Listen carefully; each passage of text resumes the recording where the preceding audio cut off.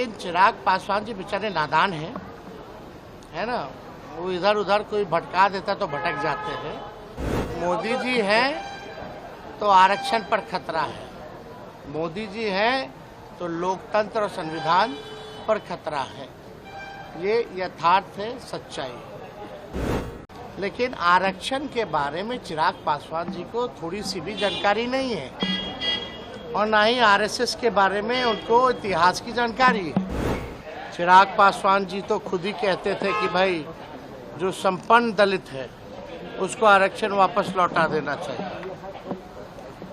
और मोदी जी ने जो चिराग पासवान के साथ जो किया है, उनके पिताजी की मूर्ति को फेंकवाया, उनको घर को खाली करवाया, उनके पार्टी को तोड़वाया, उनके पार्टी का जो सिंबल बंगला था उसको छीनने का काम किया,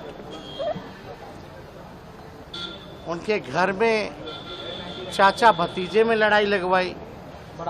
फिर भी जो है चिराग पासवान जी मोदी जी के हनुमान बने हुए हैं। कोई भी खुदगर्ज आदमी अगर होता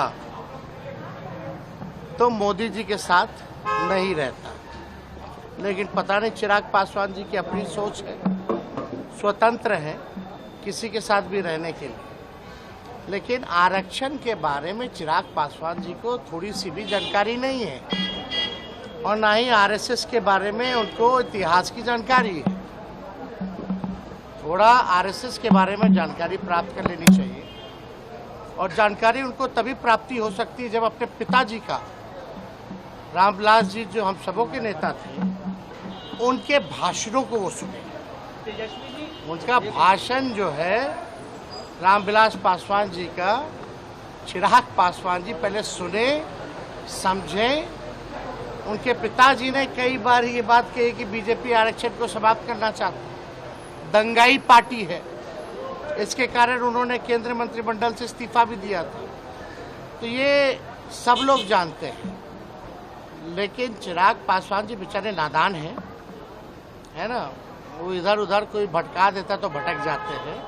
थोड़ी जानकारी ले करके बात करनी चाहिए। बीजेपी के मोदी जी हैं तो आरक्षण पर खतरा है, मोदी जी हैं तो लोकतंत्र और संविधान पर खतरा है।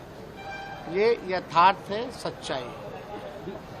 कान बंद कर करके नहीं रहना चाहिए, आंख बंद करके नहीं रहना चाहिए, आंख खोल के, कान खोल करके देखना चाहिए कि भाजपा के नेता, सांसद, कैंडिडेट बार बार इस बात को कह रहे हैं 400 पार लाओ और हम संविधान को बदलेंगे।